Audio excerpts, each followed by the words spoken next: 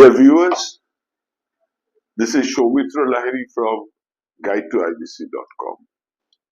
We are yet again starting another video on covering topics from 1st of May to 6th of May. You will be wondering as to why we do upload videos on Wednesdays. The reason is very simple. On Monday and Tuesday, the load of usually NCLAT and Supreme Court, less number of cases, less number of verdicts come out. And in this, and majority of the verdicts come during Thursday and Friday. So this helps us in selecting the number of cases, and we can increase the number of cases by doing this. And Friday being weekend, it becomes very difficult because we have to note the cases and then present before you. This week has been a volatile week, I would say, in terms of judgments. Number of important judgments have come up. Usually what I do is I take about 5 judgments and discuss on that. But this week it's going to be much more, a little bit more. There is a time constraint. We have to finish it within a given amount of time. So considering that, I'll be brief on topics. I'll be brief on cases. And let's see, we'll do a good video this time. I hope this will be interesting. With this, we move to the next part of the video. You can see Guide to IBC on your screen. Now let us first concentrate on individual insolvency, that is insolvency pertaining to personal. Now first we go to section 94. 94 and 95. This is an important case. We all know that it's an idea. We think that since the personal guarantor CIRP threshold limit as per section 4 is 1 crore, so this should be 1. But if we go to section 78, we see that the threshold limit is mentioned to be 1 lakh rupees. So we have for the first time one judgment from an NCLT stating that when NCLT is the forum for initiating CIRP against personal guarantee, the threshold for application to be filed against the personal guarantor before NCLT shall be 1 crore. So now, no law goes on assumptions. Assumptions and presumptions don't have a place in any law. So now we have a case in which NCLAT has clearly stated that the threshold limit for initiating personal guarantee proceedings is 1 lakh. Be it 94, be it section 94. Now let us move to section 97.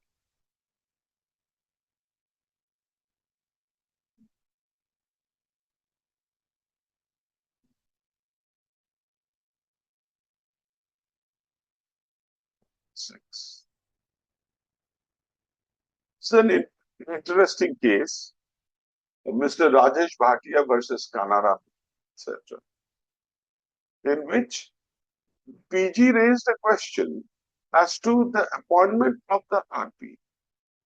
So basically, the question was concerning question of natural justice, because the CD does not, the personal guarantor does not get any say in appointment of the resolution profession. So he raised the question as to whether natural justice is being vitiated in appointment of an RP. The court stated that the stages of the proceedings of section 95, the stages of the proceedings from section 95 to section 100 do not have any adjudicating effect, since it would also inclusive of section 97, and therefore the appointment of RP cannot be challenged. The stages of proceedings from section 95 to 100 do not have any adjudicatory effect. And since it would be inclusive of 97 in itself, the appointment of RP cannot be challenged. There is no adjudication. So what is there to complain about? So we quickly move on to another case that is in section 7915 and as well as section 123. It says that as per section 7915A of Insolvency Bankruptcy Code 16, an excluded debt means liability to pay fine imposed by a court or tribunal, and the same cannot be brought within the ambit of bankruptcy proceedings to be drawn under section 122 of IP Code 2016. This is G.V. Mary versus Union Bank of India. This is a very important judgment in the sense that when we are seeing PG cases happening one after the other, when PGs are comforted that let section 66 be there, what difference does it make? Even if they put a guarantee, even if there is a penalty or cost imposed, if I don't have asset, fine, no issues, recover from me. Now here we see a case in which it says that it is an excluded debt. So the liability will continue. The creditor concerned to whom the guarantee is given can resort to contempt of court or whatever they want. This is the escape route for the personal guarantors is limited in interest. So this is an important case which we should keep it in mind. We are quickly moving on to section 5.8, topic 30. Definition 5.8 is financial debt. Topic 30. If a part of the assignment agreement pertains to property coming under bar created by Transfer of Property Act, that portion of assignment will be treated as null and void. There is a case of Mr. Saurabh Jhunjhunwala versus Pegasus Asset Reconstruction. In this case, what happened was Allahabad Bank had assigned debt, a number of accounts to Pegasus. And in one of them, there was an asset which was mortgaged and which was situated in state of Tamil Nadu. In state of Tamil Nadu, there is a law as far as it says that anything to do with must be registered in. So the court came to the point of view, yes, assignment pertaining to that particular security is null and void. But that doesn't mean the entire section 7 application is null and void. That does not mean the entire assignment is null and void. Only that part is null and void. So the section 7 petition was absolutely minted. This you will also find in section 7, quick 121. Let me show you.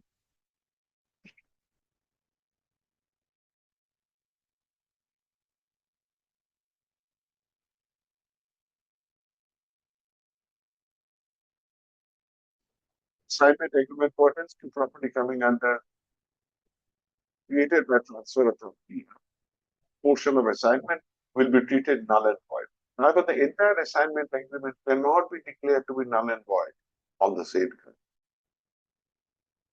So this is important, but this is not usual. So this we have to keep it in mind.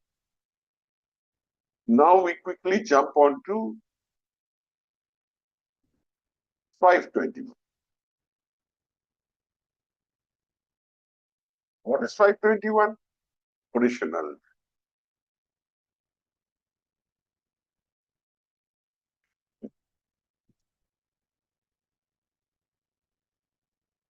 Claim of gratuity with interest is fully included in operational debt, and application under Section 9 was fully maintainable.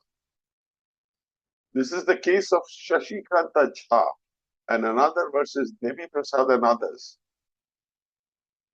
in which it said that a gratuity is a property of employee, which an employer, if there is a gratuity fund in the company keeps it in trust, but it is the property of the employee.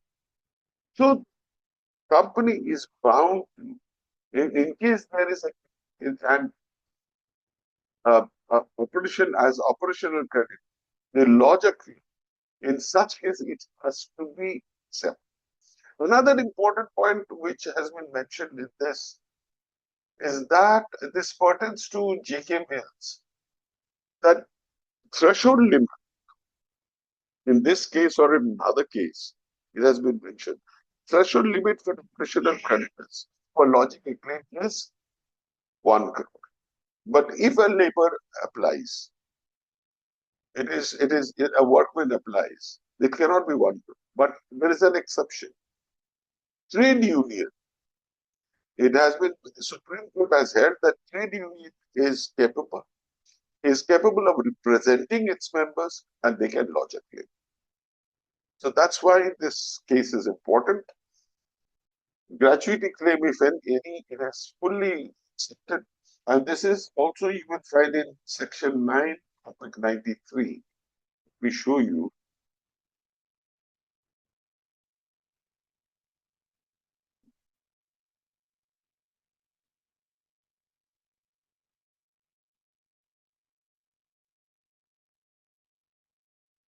Section 951D provides that 94, I'm sorry. The claim of gratuity with interest is fully included in professional debt. An application under Section 9 is fully maintained. Now, since we have spoken gratuity, let us come to another similar type of a case, which is of Dalmia Cement Bharat Limited versus Central Bank Board of Trustees. So let us go to Section 18.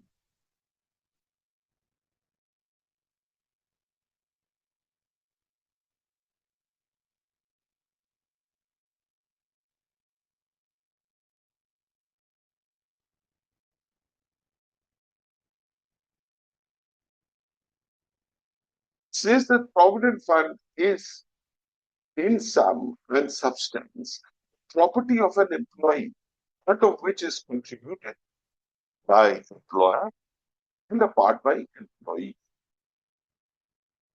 In view of explanation, so Provident Fund is a property of the employee, Dalmia Bharat Cement. The property of the Bombay, it's a Bombay High Court judgment. It says that Provident Fund, though it is partly contributed by the employer and partly by the employee, it's property of the employee. And in view of Section 18(1) of IB Code, there should be no obligation on the Provident Fund Department to lodge a claim for the dues in that regard with IRB and get such claim verified so as to be included in resolution plan. Now, this is a very important thing. This comes under Regulation 12.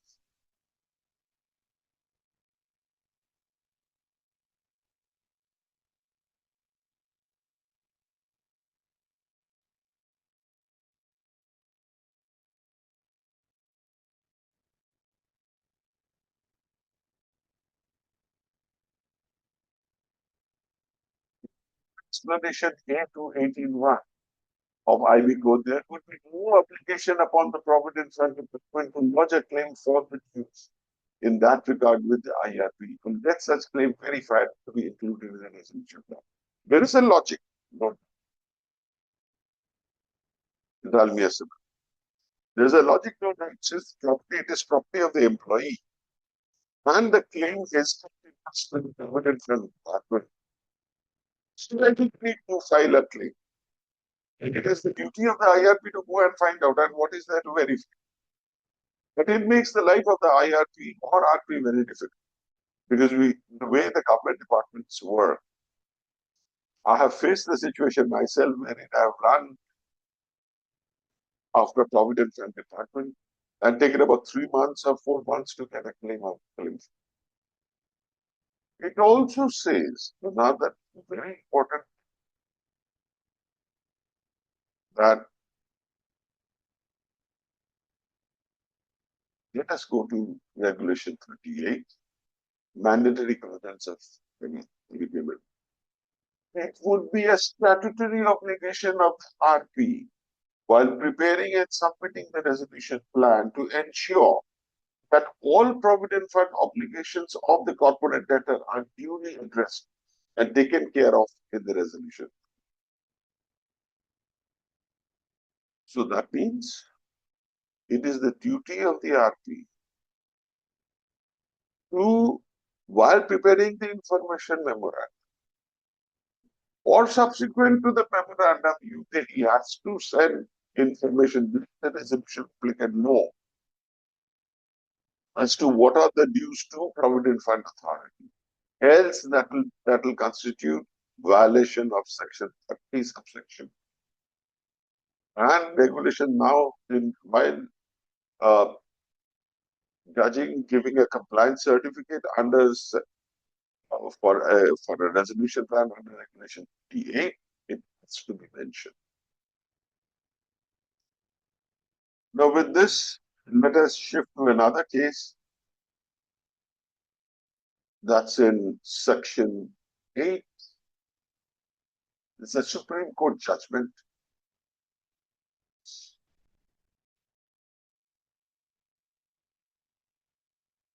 4. It says that object issuance of notice must be kept in mind and that the same cannot be construed in a narrow technical manner without examining the substance. What happened in this particular case was a notice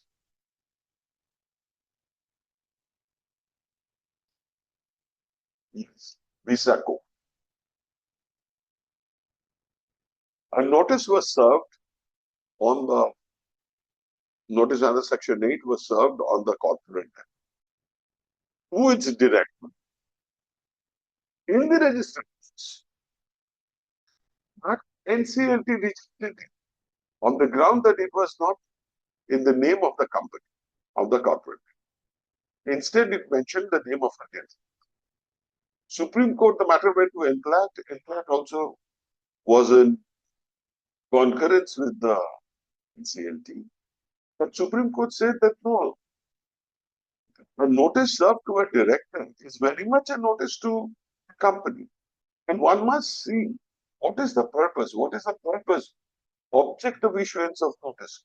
Object of issuance of notice is to inform the debtor, sweetheart, pay me money, my money.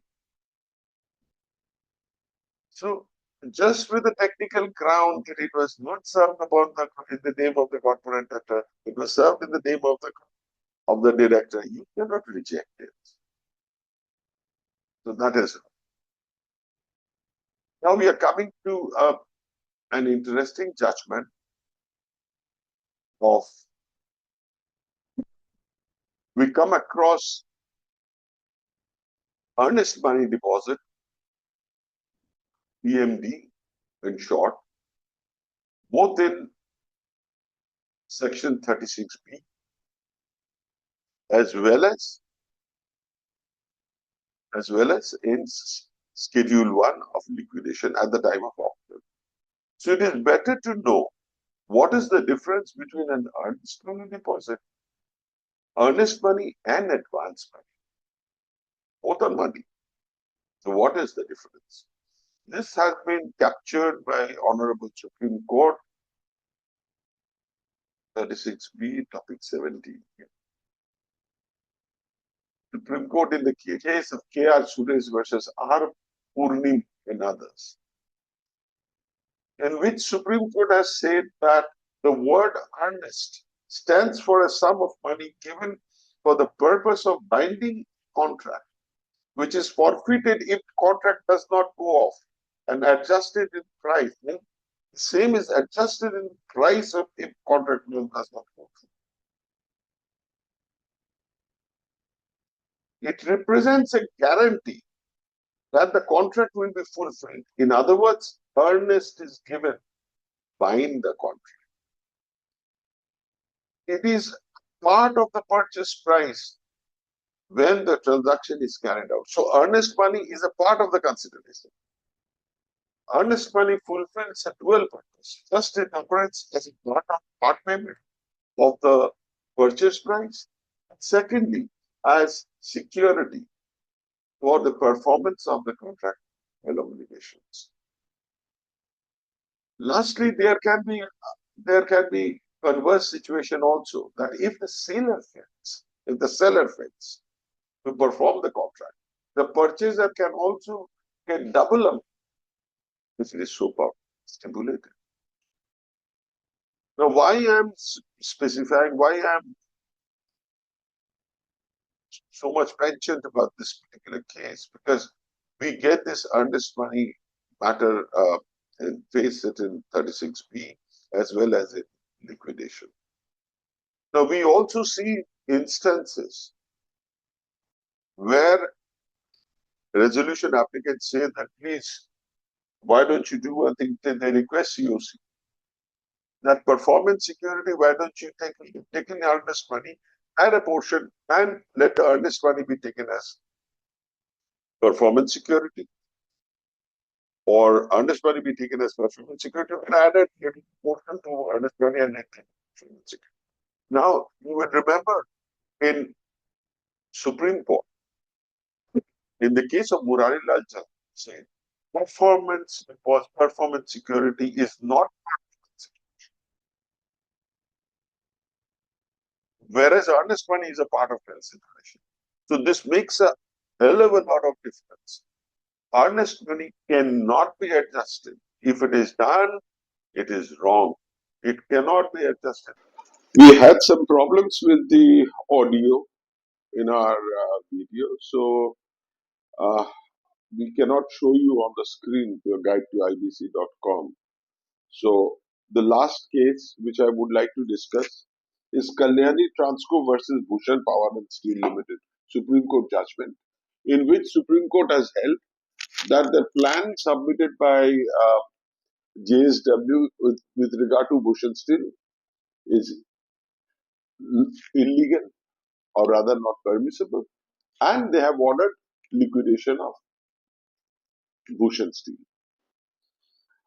The main reasons, main highlights which we have, actually we have divided the case in section 12 in topic 14, section 31, topic 16 and 102, section 32A, topic 23, section 61, topic 7 and 46, and section 74, topic 5. Now, what does the basic highlights of the case is what? An approved resolution plan can only be challenged under subsection 3 of 61. In other words, in this case, what happened was JSW had challenged the resolution plan at NCLAT. JSW had submitted the plan which was approved by COC and NCLT.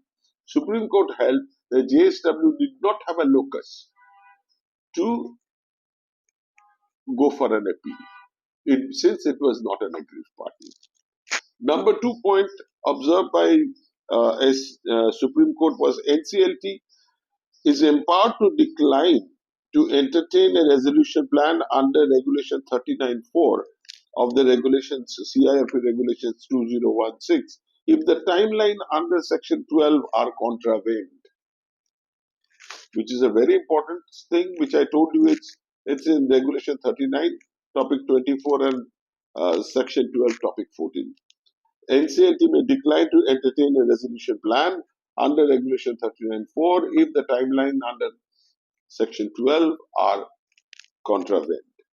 adjudicating authority must ensure that the resolution plan does not contravene any of the provisions of the law for the time being in force as stipulated in section 30 subsection 2 of the code. Nobody should be permitted to misuse the process of law, nor should be permitted to take undue advantage of the pendency of proceedings in any court or tribunal. In continuance, what they said was any contravention of the terms of the approved resolution plan by any person on whom such plan is binding under section 31 is liable to be prosecuted and punished under subsection 3 of section 74 of IBC. This is for the first time in the history of IBC. Even the COC has been brought under the ambit of section 74 and said that in case that the plan is, they noted some deviations, they noted some um, incorrect operation, exercise of power, or rather, I shouldn't elaborate on that, but improper movement on the part of COC, improper decision making on the part of COC, and they observed, and of course the RP, and said anybody who is contravening the terms of approved resolution plan should be prosecuted under 74, and which includes the COC also. This is a very important thing. For the first time, COC is being, court is observing that COC can also be punished under section 74. Since the matter was under the consideration of Supreme Court, NCLAT could not have ordered that the assets of the corporate debtor of which the SRA were immune to the attachment by Directorate of Enforcement. What happened was Directorate of Enforcement, that is ED, had provisionally attached the assets of Bush and Steel post approval of resolution plan. NCLAT had given a stay order, so did the Supreme Court. Without waiting for Supreme Court's final verdict, NCLAT declared that such attachment was null and void. So Supreme Court, naturally, Supreme Court being a higher court, they came heavily on this. And they said that the NCLAT was not empowered to do such a thing. So with this, we come to the end of our presentation today. Well, I would like to inform my viewers that I used to have Rajnigandha Tulsi, which I've left, and I'm chewing Nicotex to give up the habit. And for that, you may find me chewing something. So please don't mind, excuse me for that. Wish you all a nice weekend, nice and peaceful weekend ahead, and we'll see you again sometime next week. Bye for now.